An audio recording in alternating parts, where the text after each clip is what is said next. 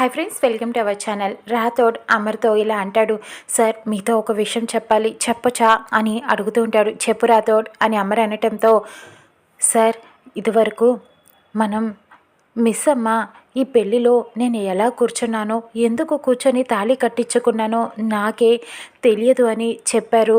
కానీ మనం నిజం కాదని అనుకున్నాం, నమ్మలేదు మిస్ అమ్మ మాటల్ని.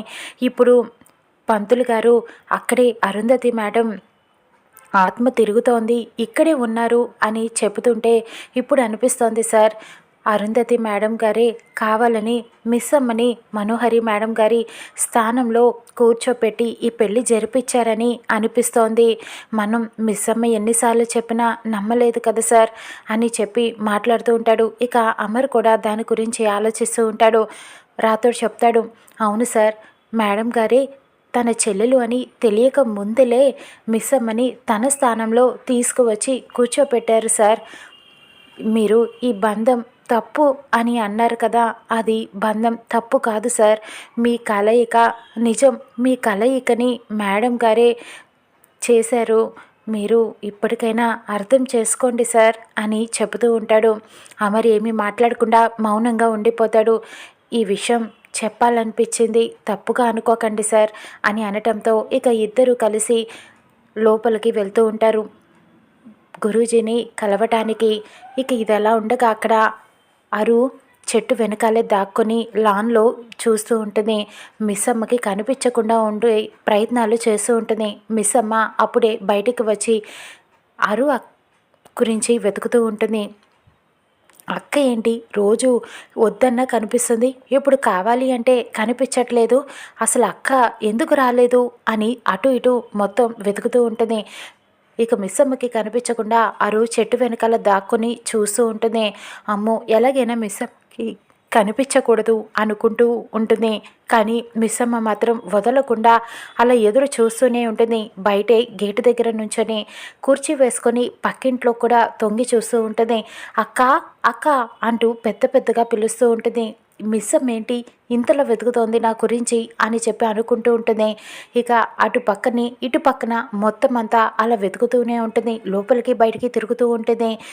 ఇక ఇంతలో ఒక్కసారిగా లోపలికి వెళ్తుంది మిస్ అమ్మ. అమ్మయ్య అని అనుకుంటుంది. ఇంతలో గుప్తా వచ్చి బాలిక అని గట్టిగా అరవటంతో భయపడి ఎదురుకొస్తుంది. ఏంటి గుప్తా గారు, ఎందుకు అలా అరుస్తున్నారు, అలా అరిస్తే భయపడరా అని చెప్పి అడుగుతూ ఉంటుంది. అరు ఇంతకీ ఎందుకు అరిచారు అని అనటంతో, ఆ బాలికకు కనిపించకుండా దాగుడు మూతలు ఎందుకు ఆడుతున్నావు అని అడుగుతూ ఉంటాడు. ఏం లేదు గుప్తా గారు, మిస్ అమ్మ నా గురించి బాగా వెతుకుతోంది, మిస్ అమ్మకి కనిపించకూడదు, ఎలాగైనా సరే ఈ 2 రోజులు అస్థికల్ని కలిపేదాకా, ఎందుకు అంటే మిస్ అమ్మ దృష్టిలో అయినా నేను పక్కింటక్కగా బ్రతికే ఉండాలి కదా, ఇప్పుడు నేనే ఆత్మని అని తెలిసింది అనుకోండి, అప్పుడు మిస్ అమ్మ దృష్టిలో కూడా నేను చనిపోయిన ఆత్మలానే ఉంటాను కదా, అది నాకు ఇష్టం లేదు. అందుకనే ఎప్పటికీ మిస్ అమ్మ దృష్టిలో ఆత్మీయురాలుగా పక్కింటి అక్కలానే నేను బ్రతికే ఉండాలని నా కోరిక అని చెబుతూ ఉంటుంది. మళ్ళీ మిస్ అమ్మ అక్కడ పైకెక్కి మరీ లాన్లోకి చూస్తూ ఉంటుంది. అక్క అక్క అంటూ పిలుస్తూ ఉంటుంది. మళ్ళీ అరు దాక్కుంటుంది. ఇక గుప్తా అయితే నేను కూడా దక్కోవాలా అని చూస్తూ ఉంటాడు. వారితో సహవాసం చేస్తే వారు వీరవుతారు అన్నమాట నిజమైంది బాలిక, నీ వల్ల నేను కూడా కంగారు పడుతున్నాను, భయపడుతున్నా, దాక్కుందామని చూస్తున్నాను అని చెప్పి కోప్పడుతూ ఉంటాడు. ఇక అప్పుడు అక్క అక్క అంటూ మళ్ళీ పిలుస్తూనే ఉంటుంది మిస్ అమ్మ. ఇక అలా దాక్కొని ఉంటుంది. సరే మిస్ అమ్మ లోపలికి వెళ్ళిపోయాక గుప్తా అంటాడు, నీవు నాతో రా బాలిక, కాసేపు బయటికి వెళ్ళదము అని చెబుతూ ఉంటాడు. ఎందుకు గుప్తా గారు, ఎక్కడికి తీసుకువెళ్తారు అని అడుగుతూ ఉంటుంది. ఏంటి నాపైనే అపనమ్మకమా, నేనేమి నిన్ను యమపురికి తీసుకువెళ్ళడానికి రమ్మనట్లేదు, ఆ బాలిక నుంచి తప్పించుకోవడానికి రమ్మంటున్నాను అని అడుగుతూ ఉంటాడు. నమ్మొచ్చా అని అడుగుతూ ఉంటుంది. అరు నమ్మక ఏం చేస్తావు బాలిక అని చెప్పి అరుని అలా తీసుకువెళ్తూ ఉంటాడు బయటికి. ఇంతలో మిస్ అమ్మ లోపల నుంచి బయటికి వచ్చి అక్క అంటూ గట్టిగా పిలుస్తూ ఉంటుంది. ఇంకా గుప్తా వైపు కోపంగా చూస్తూ ఉంటుంది.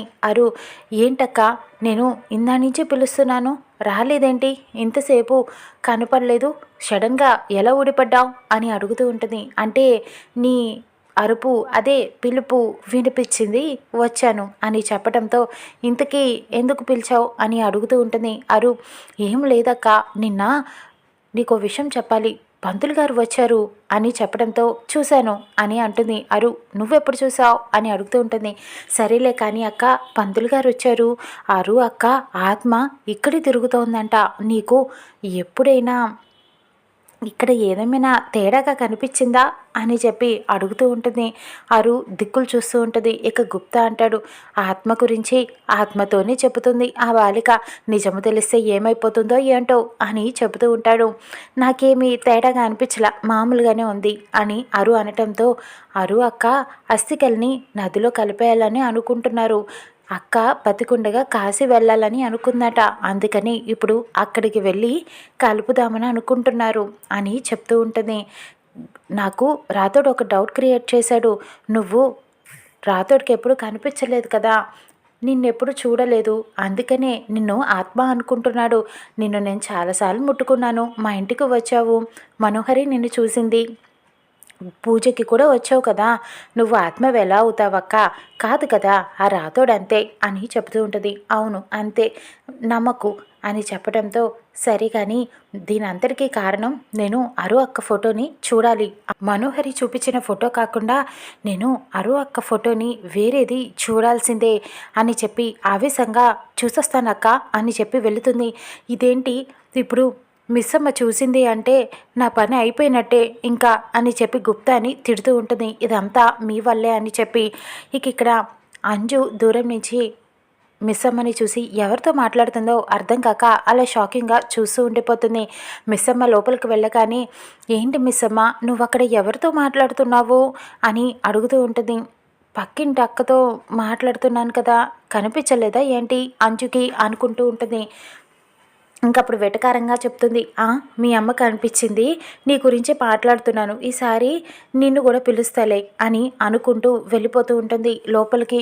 ఇక అంజు షాక్ అయిపోతుంది. ఇక్కడ మనోహరి కారులో బయటకు వెళ్తూ ఉంటుంది. ఎలాగైనా సరే గోరాకి విషయం తెలియకూడదు, నదుల్లో కలుపుతున్నట్టు అస్థికలని 2 రోజులు జాగ్రత్తగా ఉండాలి అని చెప్పి ఆలోచిస్తూ వెళ్తూ ఉండగా గోరా కారుకి అడ్డంగా వచ్చి నిలబెడతాడు. మనోహరి సడన్గా బ్రేక్ వేసి కారు ఆపుతుంది. ఏంటి మనోహరి బాగున్నావా అని అడుగుతూ ఉంటాడు.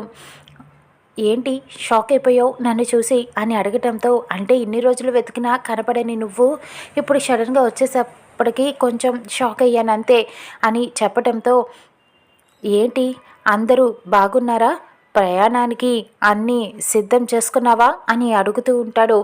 ప్రయాణం ఏంటి అని మనోహరి అడగటంతో, అస్థికల్ని నదుల్లో కలపడానికి వెళ్తున్నారు కదా అని అనటంతో మనోహరి షాక్ అయిపోతుంది. ఈ ఘోరాకి ఎలా తెలుసు అని అనుకుంటూ ఉంటుంది. అస్థికలని ఎలాగో అలాగా కలిపేద్దాము, నీకు ఆత్మే కదా కావాల్సింది, వేరే ఆత్మ నీకు దొరకటానికి నేను సహాయం చేస్తానని మను చెబుతూ ఉంటుంది. లేదు, అరుంధతి ఆత్మే నాకు కావాలి, తను చేసిన పుణ్యాలు ఇక ఎవ్వరూ కూడా చేసి ఉండరు, అందుకనే నాకు ఆ ఆత్మే కావాలి, ఏది ఏమైనా సరే నాకు ఆత్మని బంధించటంలో నువ్వు సహాయపడాలి, లేదంటే నిన్ను ఆత్మగా మార్చటం కూడా నాకు తెలుసు అని హెచ్చరిస్తూ వార్నింగ్ ఇస్తాడు. ఇక అక్కడి నుంచి వెళ్ళిపోవడంతో అలాగే అని చెప్పి భయపడుతూ ఉంటుంది. మనం ఎలాగైనా సరే వీడికి దొరకకుండా ఆ ఆత్మని మనం నదుల్లో కలపటానికి చెయ్యాలి అని చెప్పి తిరిగి వెనక్కి ఇంటికి వెళ్ళిపోతూ ఉంటుంది. ఇక అక్కడ రాథోడ్ అమర్ ఇద్దరు కూడా స్వామీజీని కలవటానికి లోపలికి వెళ్తారు. ఏంటి అమరేంద్ర ఇలా వచ్చారు అని అడగటంతో అమర్ చెబుతూ ఉంటాడు, ఆత్మ అక్కడే తిరుగుతుందని మీరు చెప్పారు కదా, నా భార్యకి 2 కోరికలు ఉన్నాయి, నాకు అవి చనిపోకముందు తెలియదు, తర్వాతే తెలిసింది, తన తల్లిదండ్రులు ఎవరు అనేది తెలుసుకోవాలని, నాకది ఇప్పుడు తెలిసింది, చెప్పాలనుకుంటున్నాను అని అనటంతో, మరి తన తండ్రికి చెప్పావా అని అడుగుతూ ఉంటాడు స్వామీజీ. లేదు స్వామీజీ, చెబితే ఆయన ఏమైపోతారో అని భయం వేసి చెప్పలేకపోయాను అని అమర్ చెబుతూ ఉంటాడు. ఇక అమర్కి అరుతో మాట్లాడే దారి స్వామీజీ ఏమని చెబుతారో రానున్న ఎపిసోడ్లో చూద్దాం.